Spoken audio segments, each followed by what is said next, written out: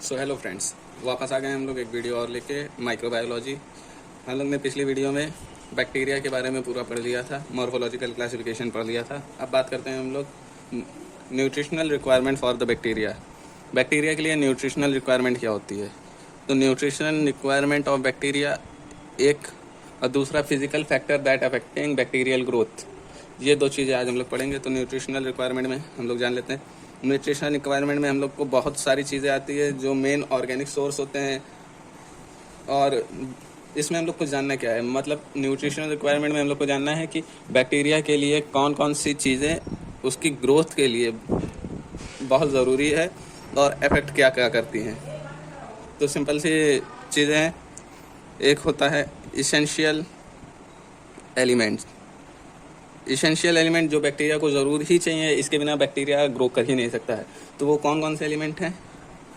सबसे पहले carbon, nitrogen, water, hydrogen, oxygen, sulphur, potassium और फास्फोरस। ये इतने एलिमेंट हैं जिनके बिना हमारा बैक्टीरिया या कल्चर मीडिया ग्रो ही नहीं कर सकता है। तो ये इसेंशियल एलिमेंट्स में आते हैं। दूसरा पॉइंट है major micronutrients.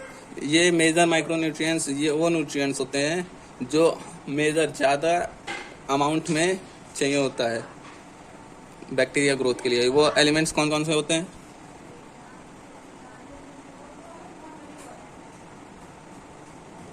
Copper, magnesium, cobalt, zinc etcetera. अब कुछ तीसरा पॉइंट है एनर्जी सोर्स।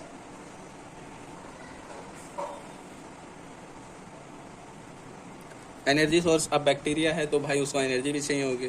तो इसमें एनर्जी क्या सोर्स है? Carbon dioxide. अब इसमें बहुत सारे टाइप आते हैं एनर्जी सोर्स में, जैसे एनारोबिक जो होते हैं वो कार्बन डाइऑक्साइड लेते हैं। एरोबिक जो होते हैं वो ऑक्सीजन लेते हैं।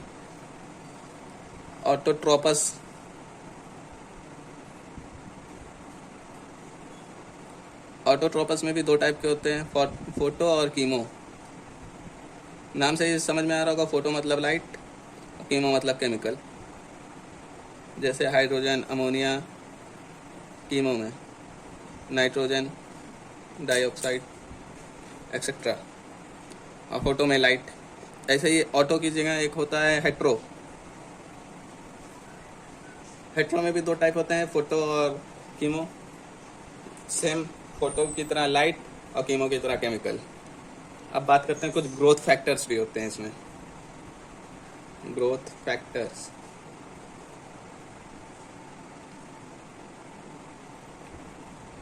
ग्रोथ फैक्टर क्या होते हैं? वो ग्रोथ फैक्टर होते हैं जो हमारे बैक्टीरिया को ग्रो करने में हेल्प करते हैं। नेक्स्ट पॉइंट है प्यूरिन एंड पिरामिडीन्स। प्यूरिन और पिरामिडीन्स आप लोगों को पता ही होगा, न्यूक्लिक एसिड्स होते हैं जो रिक्वायर होते हैं सिंथेसिस के लिए। फिर आता है अमीनो एसिड। अमीनो एसिड भी आप लोगों को पता ही होगा कि अमीनो एसिड प्रोटीन की सिंथेसिस के लिए रिक्वायरमेंट होते हैं। फिर आता है विटामिन्स। विटामिन्स को नीड होते हैं, कोई एंजाइम की तरह ये फंक्शन करते हैं। एंजाइम्स के बहुत सारे अलग अलग फंक्शंस हैं इनके। अब हम लोग बात करते हैं इसेंशियल एलिमेंट्स में। जो हमारा कार्बन है वो क्या है? नाइट्रोजन, वाटर, हाइड्रोजन, ये क्या क्या काम करते हैं? तो कार्बन हमारा main source of organic compound है जो CO2 मतलब कार्बन डाइऑक्साइड प्रेजेंस करता है, जो बैक्टीरिया को ज़रूरी होता है। जैसे कि हम लोग ने अभी बात किया था एनारोबिक को कार्बन डाइऑक्साइड चाहिए ही चाहिए रेस्पिरेशन के लिए। जैसे हम लोग ऑक्सीजन लेते हैं, वैसे एनारोबिक बैक्टीरिया जो होते हैं वो कार्बन डाइऑक्साइड लेते हैं। हाइड्रोजन मेन कंपोनेंट होता है सेल वाटर का। ऑक्सीजन मेन कंपोनेंट होता है कार्बन डाइऑक्साइड। जैसे कार्बन डाइऑक्साइड में O आ रहा है तो मेन कंपोनेंट हुआ। एरोबिक के लिए ऑक्सीजन, जैसे इंसानों के लिए ऑक्सीजन ज़रूरी है वैसे कुछ बैक्टीरियाओं के लिए भी ऑक्सीजन ज़रूरी होता है। सल्फर एक ऑर्गेनिक सोर्स है जो कंपाउंड के अमीनो एसिड्स को मेंटेन करने के लिए यूजेस में आता है। नाइट्रोजन अमोनिया नाइट्रोक ऑक्साइड नाइट्रोजन का एक सोर्स है जो अमीनो एसिड्स में ये भी अपना रोल अदा करता है। उसके बाद पोटेशियम में सॉल्ट जो कैटायनिक सॉल्ट होती है वो ज़रूरी होती है, ये इनऑर्गेनिक कैटायनिक सॉल्ट होती है। ऐसे ही सेम फास्फोरस न्यूक्लिक एसिड्स का कंपोनेंट है, फॉस्फोलिपिड्स का कंपोनेंट है, ये भी इनऑर्गेनिक में ही आता है। अब बात करते हैं कॉपर की। कॉपर एक माइक्रो रिड्यूस्ड एजेंट, ऐसे रिडॉक्स फैक्टर यूज होता है। ये रिडॉक्स रिएक्शन आप लोगों ने पढ़ी होगी, तो रिडॉक्स फैक्टर की तरह यूज होता है। बात करते हैं मैग्नीज की।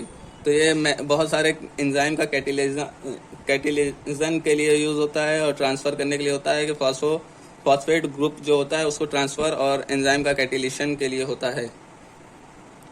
कोबाल्ट जो होता है हमारा विटामिन B12 का मेन फैक्टर है, ये ज़रूरी होता है। जिंक जो है एक्टिवेशन साइट ऑफ एंजाइम की तरह काम करता है, ये बहुत सारे एक्टिवेट करता है एंजाइम्स को। न्यूट्रिशन रिक्वायरमेंट आई हो तो आप लोगों को समझ में आई होगी। अब बात करते हैं फिजिकल फैक्टर्स, कौन कौन से फिजिकल फैक्टर्स हैं। तो फिजिकल फैक्टर्स भी जैसे हम लोगों ने न्यूट्रिशनल रिक्वायरमेंट पढ़ा, वैसे ही कुछ टॉपिक्स हैं जो फिजिकल फैक्टर जो हैं जो अफेक्ट करते हैं बैक्टीरिया ग्रोथ को। तो बैक्टीरिया ग्रोथ फिजिकल फैक्टर, तो कौन कौन से फैक्टर हैं। पहला है न्यूट्रिशन कंसंट्रेशन। जो न्यूट्रिशन कंसंट्रेशन है वो डायरेक्टली प्रोपोर्शनल होता है बैक्टीरिया के ग्रोथ के। ये आप लोगों को सिंपल लैंग्वेज में बताने के लिए, जैसे कि न्यूट्रिशन का कंसंट्रेशन ज़्यादा होगा तो बैक्टीरिया की ग्रोथ अच्छी होगी, न्यूट्रिशन कंसंट्रेशन कम होगा तो बैक्टीरिया की ग्रोथ कम होगी। सेम डायरेक्टली प्रोपोर्शनल कहने का मतलब है कि एक बढ़ेगा तो दूसरा भी बढ़ेगा। इसका एक ग्राफ भी आप लोग बना सकते हैं ऐसे। और कुछ अलग अलग स्पीसीज के लिए अलग अलग न्यूट्रिशन रिक्वायरमेंट होती है और एक टाइम पर आने के बाद न्यूट्रिशन की ज़रूरत ख़त्म हो जाती है।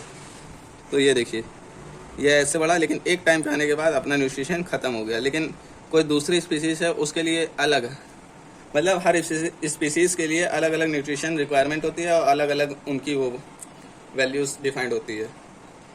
आप लोग ऐसे ही ग्राफ बना सकते हैं सबके स्पीसीज ABCD। ये ग्रोथ रेट हो जाएगा और ये न्यूट्रिशन हो जाएगा। न्यूट्रिशन और ग्रोथ रेट में आप लोग कर्व में एक अगर ये ग्राफ बना देंगे तो आप लोगों को नंबर अच्छे मिलेंगे। दूसरा है टेम्परेचर। टेम्परेचर भी जो बैक्टीरिया ग्रोथ में है वो अफेक्ट करता है। एक फिक्स टेम्परेचर तक बैक्टीरिया बहुत अच्छे से ग्रो करता है, लेकिन अगर उससे ज़्यादा टेम्परेचर बढ़ा दिया जाए तो वो मरने लगता है।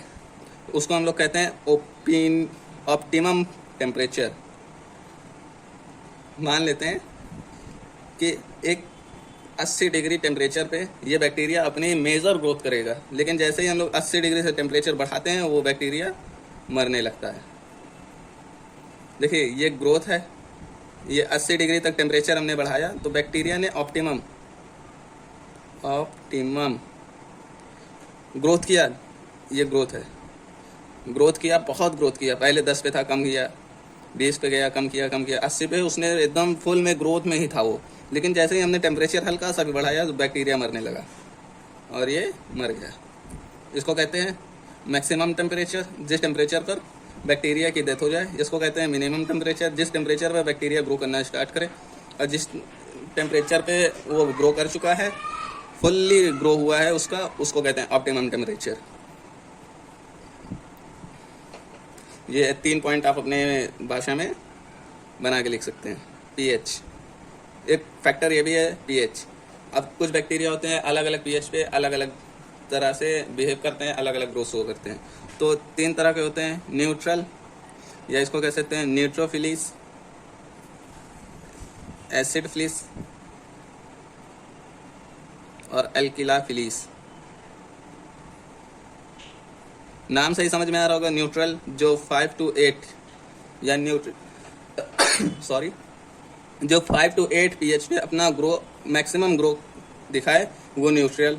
एसिडो जो एसिड में यानी 5 से बिलो हो,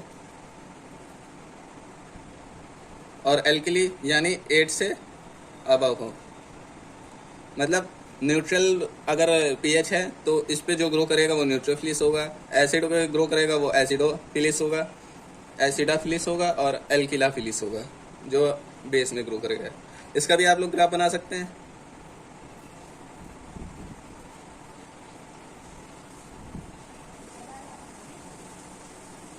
ये एसिड है, ये न्यूट्रल है और ये अल्कली है। आप लोग यहाँ पीएच दिखा सकते हैं 1 2 3 4 5। आई होप समझ में आ गया होगा। तीसरे पॉइंट की बात करते हैं, गैसेस रिक्वायरमेंट। अब हमने बात किया था गैसेस रिक्वायरमेंट। कुछ बैक्टीरिया होते हैं जो एरोबिक होते हैं, कुछ एनारोबिक होते हैं, तो उनको कुछ को ऑक्सीजन चाहिए होता है, कुछ को कार्बन डाइऑक्साइड चाहिए होता है, तो वो सब चीज़ें आ जाती है गैसेस रिक्वायरमेंट में। पांचवा पॉइंट है हमारा ऑस्मोटिक प्रेशर। ऑस्मोटिक प्रेशर जैसे मालूम पड़ रहा है हम लोग का जो ऑस्मोटिक प्रेशर है वो ट्रांसपोर्ट के लिए होता है, मैकेनिकल स्ट्रेंथ देता है सेल को, तो ये ज़रूरी होना चाहिए और ये बहुत ज़रूरी होता है हमारे बैक्टीरिया में, ताकि वो बैक्टीरिया ऐसे होने चाहिए जो हमारे ऑस्मोटिक प्रेशर को टॉलरेट कर सकें। नेक्स्ट है लाइट। आप सभी को मालूम होगा लाइट एक एनर्जी सोर्स है, इसको इम्पॉर्टेंट है, लेकिन कुछ बैक्टीरियाओं के लिए लाइट इज सेंसिटिव भी होता है, जैसे यूवी रेस। यूवी रेस हमारे लिए हार्मफुल होती है, रेडिएशंस। तो अगर रेडिएशंस में हम लोग बैक्टीरिया ग्रोथ करेंगे तो वो पहले किल हो जाएंगे, तो वो ग्रो ही नहीं होंगे। Last point water. वाटर तो एक एसेंशियल फैक्टर है ही है जो ग्रो में अफेक्ट करता है। अगर वीडियो पसंद आई हो तो लाइक करें और सब्सक्राइब करना ना भूलें।